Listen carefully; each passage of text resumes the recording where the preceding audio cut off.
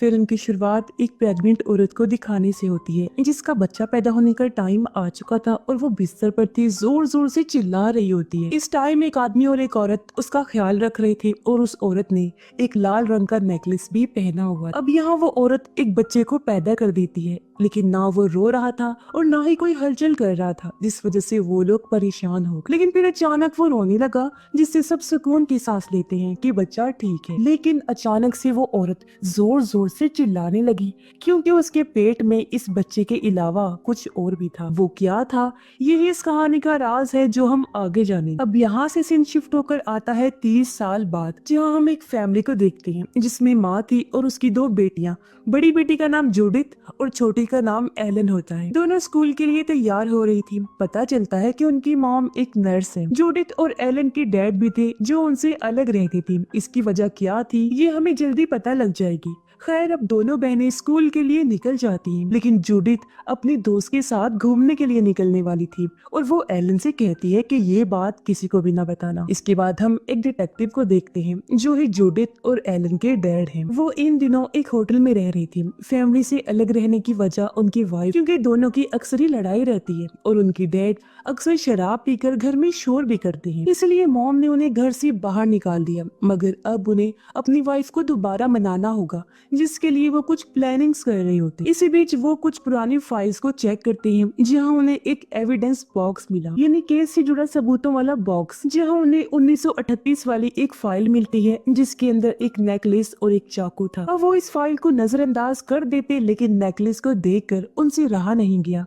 उन्हें नेकलेस काफी अच्छा और कीमती लगा और हम नोटिस करते हैं कि ये वही नेकलेस है जो शुरुआत में उस प्रेग्नेंट औरत ने पहना हुआ था। और अब डैड इस नेकलेस को अपने पास रख लेते हैं ताकि अपनी वाइफ को तोहफे के तौर पर दे सके और वो राजी हो जाए। अब रात के टाइम डैड अपने घर जाते हैं, लेकिन उनकी वाइफ उन्हें अंदर आने नहीं दे रही थी, मगर बच्चियों की वजह से वो उन्हें अंदर फिर आने देती है। अब यहाँ जूडिथ बताती है कि मेरे नंबर कम आए हैं, जो सुन उसके मॉम डैड काफी परेशान हो जाती है। तब एलन बता देती है कि आजकल ये अपने दोस्त के साथ ज्यादा ही घूम रही है। जूडिथ कहती है कि वो मेरा दोस्त नहीं है, बस क्लास फेलो है। उसके मॉम डैड उसे बातें सुनाने लगी और वो उठकर अंदर चली जाती। खैर, अब डैड मॉम को वो नेकलेस गिफ्ट में दे देती है, लेकिन वो उसे देखकर खुश नहीं थी और डैड को यहाँ से जाने के लिए कहती हैं। फिर दोनों बाहर आकर जूडिथ की पढ़ाई में लापरवाह होने की वजह से लड़ने लगती हैं। तब डैड मॉम से कहते हैं कि तुम बच्चियों को अकेले हैंडल नहीं कर सकती, लेकिन मॉम का ये कहना था कि मैं सब कुछ कर सकती हूँ और मुझे तुम्हारी कोई जरूरत नहीं है। कुछ टाइम बाद हम देखते हैं कि मॉम वो नेकलेस नहीं पहनती,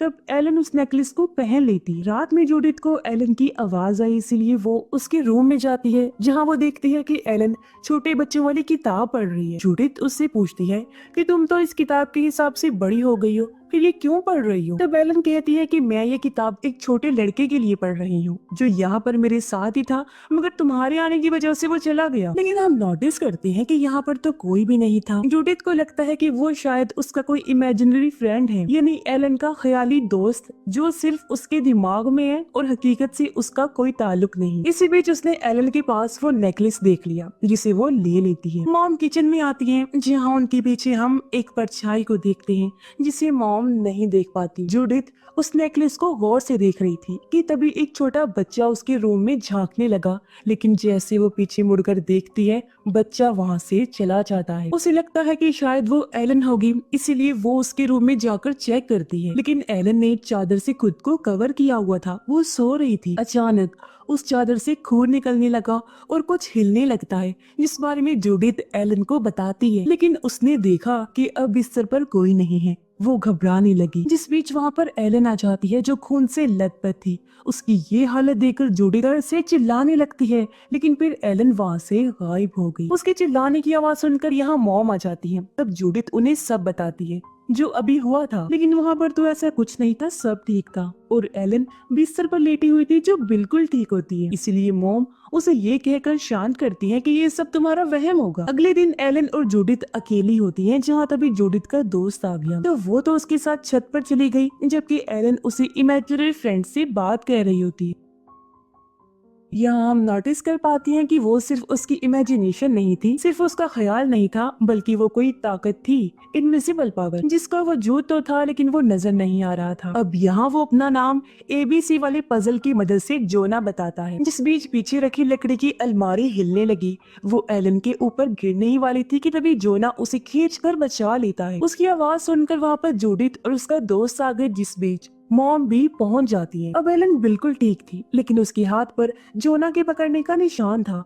मॉम पूछती है कि ये कैसे हुआ। तब एलन बताती है कि जब अलमारी गिर रही थी तब मेरे दोस्त ने आकर मुझे पकड़ा और बचा लिया। ये सुन जूडिथ कहती है कि ऐसा नहीं हो सकता, क्योंकि वो बस तुम्हारी इमेजिनेशन है, न कि असली में। लेकिन एलन को ऐसा नहीं लगता था, बल्कि उसका मानना था कि मेरा दोस्त जोना सच में है, और अब वो गुस्से में वहाँ से चली जाती है। जिसके बाद मॉम जूडिथ से कहती है कि तुम्हें अपनी बहन का ख्याल रखना चाहिए था। इस पर उसने कहा कि मैं उसकी माँ नहीं हूँ जो उसका ख्याल रखूं, वो मेरी जिम्मेदारी नहीं है, वो मेरी बेटी नहीं है।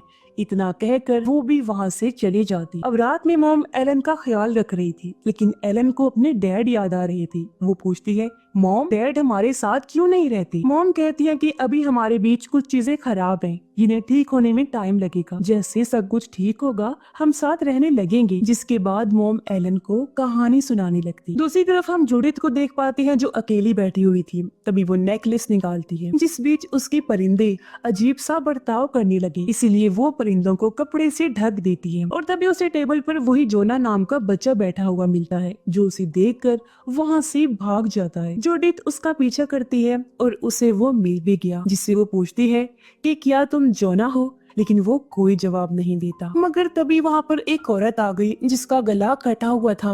वो जूडिथ पर अटैक कर देती है और उस पर बैठकर ढेर सारा खून उस पर उगलने लगती है, जिससे डर कर वो अपनी मॉम के पास भाग आती है। अब जब मॉम वहाँ पर चेक करती है तो वहाँ कोई नहीं था। फिर यहाँ जूडिथ को वो नेकलेस अपनी मॉम से छुपाने के लिए सोफे के नीचे फेंकना पड़ता है, और वो उस बच्ची जोना का जिक्र भी करती है। लेकिन एलन ये कहती है कि जोना तो बिल्कुल मासूम है, वो किसी को तकलीफ नहीं दे सकता, क्योंकि आज तक उसने मुझे भी कभी कोई नुकसान नहीं पहुंचाया। ये सुनकर मॉम कहती है कि यहाँ कोई नहीं है और यहाँ पर किसी भी इमेजिनरी फ्रेंड की कोई बात आइंदा के बाद नहीं होगी। रात में तीनों ही माँ बेटी साथ में सो रही थी और मोम एक सपना देखती हैं जो किसी लाल कलर की जगह पर था, और उसे देखकर ऐसा ही लग रहा था जैसे कि वो नेकलेस के अंदर है। यहाँ पर उसे एक औरत मिलती है जो वही शुरुआत वाली औरत थी। कहती है कि वो बस मुझे मारना चाहता है, और तभी उसके सामने वो आ भी गया, जिसे ठीक तरह से हम नहीं देख पाते। लेकिन यहाँ मॉम के गले में वही नेकलेस होता है जिसके जरिए वो हवा में लटक जाती है। अब इतना भयानक सपना देखने की वजह से अचानक से मॉम की भी आंख खुल गई और वो समझ जाती है कि जरूर उस नेकलेस के अंदर कोई गड़बड़, क्योंकि सपने में भी उन्हें वही नेकलेस दिखाई दिया था। इसीलिए वो डैड के पास जाती है पूछने के लिए कि वो उस नेकलेस को कहाँ से लाई थी। तो वो मॉम को सारा सच बता देते हैं कि मुझे वो नेकलेस एविडेंस बॉक्स में से मिला था। तो मॉम उन्हें वो एविडेंस बॉक्स दिखाने के लिए कहती है, लेकिन डैड गुस्सा करने लगी। कहते हैं मैं ये नहीं कर सकता। तो मॉम उनको ताना देती है कि यही वजह है कि हम आपके साथ नहीं रहते, क्योंकि आप किसी की भी नहीं सुनते। तो अब अपनी वाइफ की ये बात सुनकर फाइनली वो उन्हें एविडेंस बॉक्स दिखा ही देती, जिसके अंदर एक चाकू भी था, और ये सारा सामान एक मर्डर केस का था। डैड मॉम को इस मर्डर केस की कहानी बताती है, जिसमें एक कपल था, उनका बच्चा जोना पैदा हुआ था। अब उसकी मॉम वही औरत थी जिसे हमने शुरुआत में देखा था, जो प्रेग्नेंट थी, और ये जो बच्चा है वो उसी का बच्चा जोना है जो शुरुआत में पैदा हुआ था। कई बार जोना की वो काफी जालिम सरफिरा सा बच्चा था। उसने कई बार जानवरों को चीर फाड़ करके उन्हें मार दिया। बहुत बार टाउन के लोगों को भी इसका पता चल गया था, जिससे उन लोगों को काफी मुश्किलात का सामना करना पड़ा था। लेकिन उसकी डैड हमेशा जोना की हरकतों का जिम्मा खुद पर ले लिया करती थी, ताकि उनकी बेटे को कोई नुकसान ना पहुंचे। लेकिन एक दिन बच्चे का बाप इन सब से तंग आकर हमेशा के लिए उन्हें छोड़कर चला जाता है, और ये सब उसकी वाइफ बर्दाश्त नहीं कर पाती, इसलिए वो एक दिन अपने बेटे का दम घोट कर उसे मार देती है। ऐसा करने के बाद वो अपना भी गला चीर कर खुद को खत्म कर लेती है। कहानी सुनने के बाद मॉम को जोना की मॉम की असली तस्वीर मिलती है, और वो देखकर हैरान रह गई कि ये वही औरत है जो उसके सपने में आकर उसे डरा रही थी, और जूडिथ पर भी उसने ही हमला किया। ये देखकर वो जल्दी से घर जाती है जहाँ उन्हें जूडिथ मिली, जिससे वो उस नेकलेस के बारे में पूछती है। तब जाकर जूडिथ उन्हें बताती है कि एक रात मैंने वो नेकलेस एलन के गले में देखा था जिसे मैंने ले लिया था, लेकिन अब वो सोफे के नीचे है क्योंकि मैंने डर की वजह से उसे नीचे छुपा दिया था। इसीलिए अब वो दोनों सोफे के नीचे उसे ढूंढते हैं, लेकिन वो नेकलेस वहाँ उन्हें नहीं मिलता। फिर मॉम उसे एलन के बारे में पूछती है, लेकिन जूडिथ को एलन के बारे में कुछ पता नहीं था। इस पर मॉम कहती है कि तुम्हें पता होना चाहिए कि वो कहाँ है, तुम बड़ी बहन हो, उसका ध्यान तुम्हें रखना चाहिए। अब हम एलन को बाहर झूला झूलते देखते हैं जिसके गले में वो नेकलेस आ चुका था। एलन यहाँ पर अकेली नहीं थी, उसके साथ वही बच्चा जोना था। अब जोना उसे धक्का देता है जिससे एलन गिर पड़ी और उसके हाथ पर गहरी चोट आ जाती है। इससे हम समझ जाते हैं कि वाकई जोना कितना जालिम है और अभी तक वो बस एलन के साथ अच्छा बनने का नाटक कर रहा था। और सबसे बड़ी बात कि वो एक सुपर नेचुरल पावर है, कोई नॉर्मल इंसान नहीं है जो और कुछ नहीं बल्कि इस नेकलेस से जुड़ा हुआ है। अब मोम एलन को संभालती है और इन सब का जिम्मेदार वो जूडिथ को बता रही। मोम उसके गले से वो नेकलेस निकाल लेती है और एलन को लेकर हॉस्पिटल चली जाती है। जूडिथ भी अब इन सब का जिम्मेदार खुद को ही मानने लगती है, इसलिए वो काफी रो रही होती है। वो उस नेकलेस को देख ही रही थी कि तभी उसके सामने एकदम से जोना आ जाता है जो उसे पोजेस्ड कर लेता है, यानी उस पर अपना कंट्रोल करके उसके अंदर समा जाता है। हॉस्पिटल में भी मॉम जब एलन के साथ थी तो उन्हें जोना की माँ की आत्मा फिर से दिखाई देती है। तभी यहाँ पर एलन के डैड भी आ गए जो अपनी बेटी का हाल पूछने आए होते हैं। घर पर जूडिथ का दोस्त उससे मिलने आया, वो उसे आवाज लगाता है, लेकिन जब वो बाहर नहीं आती तो वो खुद ही घर के अंदर आ जाता है। अंदर उसे जूडिथ मिल गई जो जमीन पर बैठी हुई कुछ कर रही। बाहर जाकर देखने पर उसे पता चला कि उसने अपने परिंदों को ही चीर फाड़ कर मार दिया है। अपने दोस्त के पास आने पर जूडिथ उस पर भी अटैक कर देती है, लेकिन अगले ही पल वो होश में आ गई और उसका ये बर्ताव देखकर उसका दोस्त बुरी तरह डर गया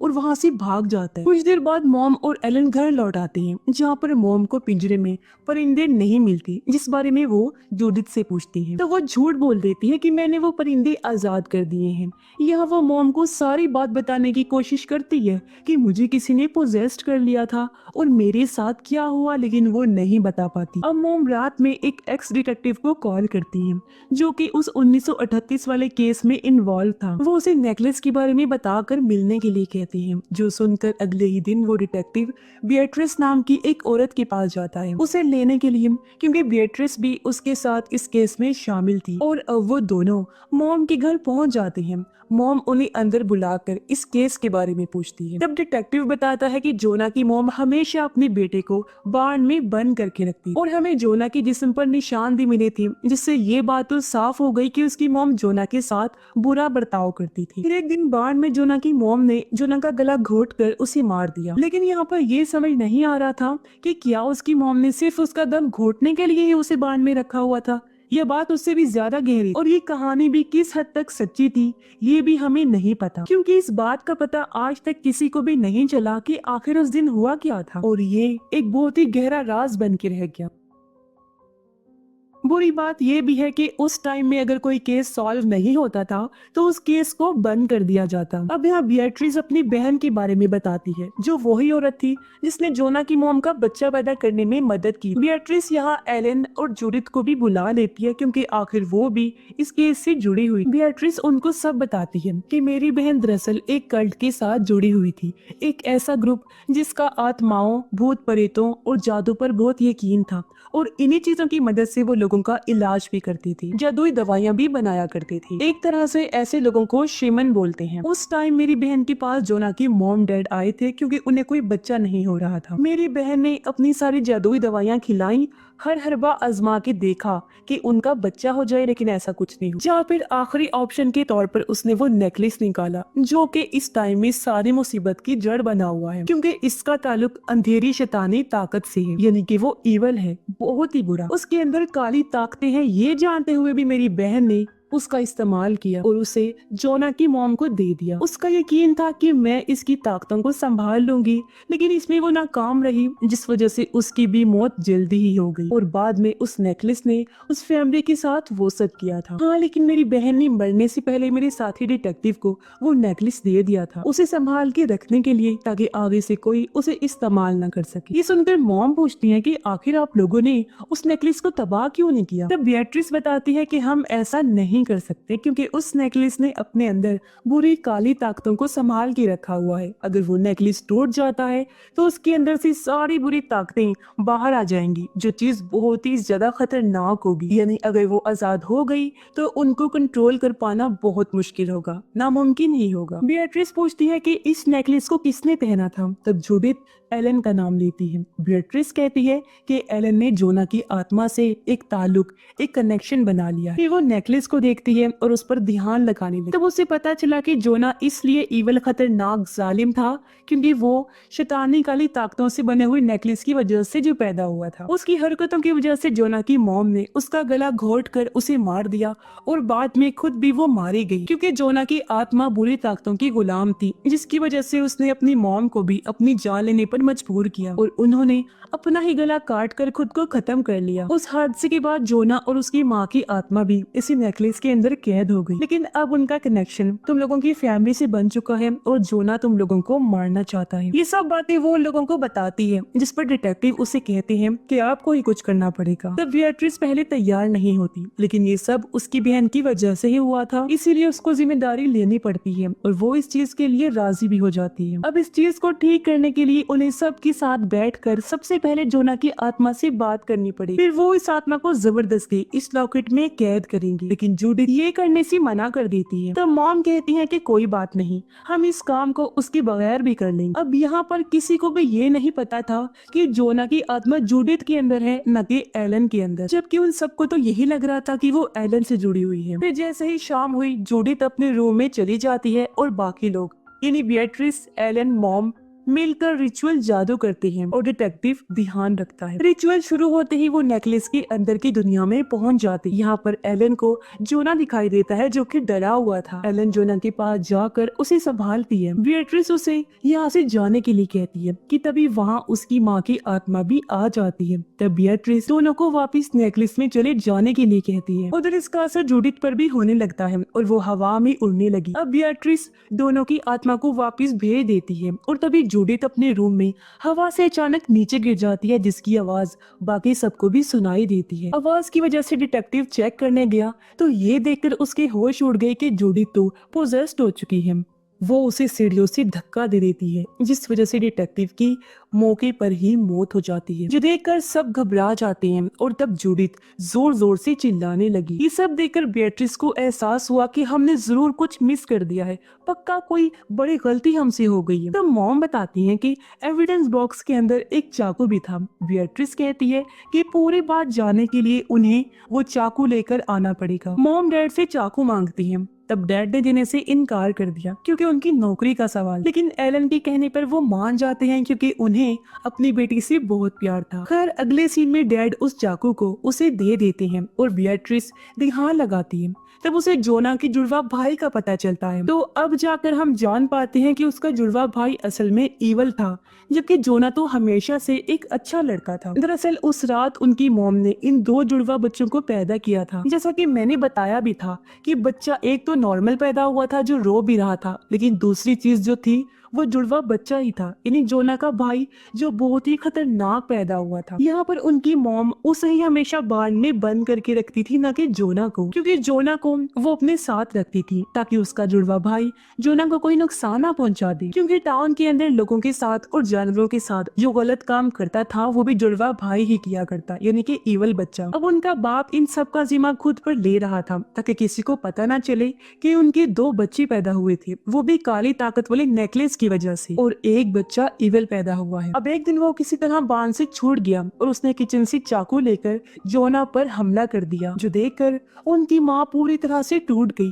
लेकिन जब जुड़वा बच्चे ने माँ को भी मारने की कोशिश की तब माँ ने उसका दम घोट कर उसकी जान ही ली। अब इस नेकलेस की वजह से उनकी आत्मा इसके अंदर कैद हो गई। लेकिन उससे पहले नेकलेस की ताकतों से जुड़वा बच्चे ने अपनी माँ का गला नेकलेस की मदद से घोट कर उन्हें भी मार दिया, यानी कि उन्होंने खुद अपनी जान नहीं ली। बच्चा पहले से ही ईवल था, लेकिन अब उसकी आत्मा और भी ज्यादा खतरनाक बन चुकी थी, जिस वजह से उसने अपनी माँ को भी नहीं छोड़ा। ये सब जानकर बियट्रिस उन्हें बताती है कि हमने नेकलेस में गलत आत्मा को कैद कर लिया है, हमने जोना को कैद कर लिया, जबकि उसका जुड़वा खतरनाक इवल भाई जो है उसकी ही आत्मा जूडिथ के अंदर है। बियट्रिस की इस बात के बाद वहाँ पर जूडिथ आती है, फिर बेहोश होकर नीचे गिर पड़ी। तो वो लोग उसे संभालते हैं, लेकिन वो उठकर भागने लगी, अजीब तरह बर्ताव करने लगती है। तो वो लोग उसे रोकने की कोशिश करते हैं, लेकिन उसके अंदर जुड़वा बच्चे की आत्मा उन्हें खुद से दूर रहने के लिए कहती है, मगर वो लोग जैसे तैसे उसे कंट्रोल कर लेते हैं। तब बियट्रिस उन्हें कहती है कि हमें उसी फार्म में जाना होगा जहाँ पर दोनों भाइयों का जन्म हुआ था, जहाँ से हम शायद जोना के भाई को नेकलेस में कैद कर सके। वहाँ जाकर वो जूडिथ को बेड पर लेटाते हैं और उसे बांध दिया गया, जिसके बाद बियट्रिस अपना काम शुरू करती है और वो इवल बच्चे से बात करने की कोशिश करती है, लेकिन वो जूडिथ के जरिए खुद को छुड़वाकर कंट्रोल से बाहर हो जाता है और वहाँ से भागने लगा। उसने अपने डैड का गला भी काट दिया, जिससे उनकी हालत खराब होने लगी, उनका तेजी से खून बहने लगा।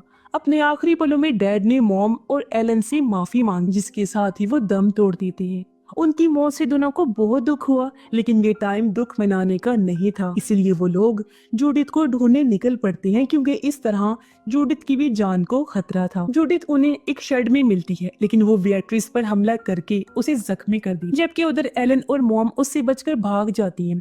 मॉम ने एलन को छुपा दिया था और वो अकेली ही जूडिथ से लड़ने लगती है। अब बियट्रिस एलन के पास आई, तब एलन कहती है कि हमें जोना की मदद लेनी चाहिए, क्योंकि वो अच्छा है और वो ही अपने भाई को संभाल सकता है। तब बियट्रिस उसे नेकलेस की दुनिया में भेज देती है ताकि वो जोना से हेल्प ले सके। तब एलन के काफी कहने पर जोना उसकी मदद करने के लिए तैयार हो जाता है, यानी कि शुरू से ही जोना बुरा नहीं था। ये बात एलन ने बताई भी थी कि वो किसी को चोट नहीं पहुंचाता, और एलन जब झूले से गिरी थी वो काम भी उसके जुड़वा भाई का ही था। और अब होता ये है कि जोना की आत्मा एलन के अंदर घुस जाती है। उधर इवल बच्चा मॉम को मारने ही वाला था कि तभी वहाँ पर जोना एलन की बॉडी के जरिए आता है और वो अपने भाई को ये सब रोकने के लिए कहता है, लेकिन जूडिथ के अंदर उसका भाई उसकी बात नहीं मानता। तब जोना एलन के अंदर उसे वो पल याद करवाता है जब उसका भाई उसके साथ काफी प्यार से रहता था और उसे जोना की फिक्र थी। अब उसकी ये बातें सुनकर जोना का भाई पिघल गया और शांत हो जाता है, और यहाँ हम देखते हैं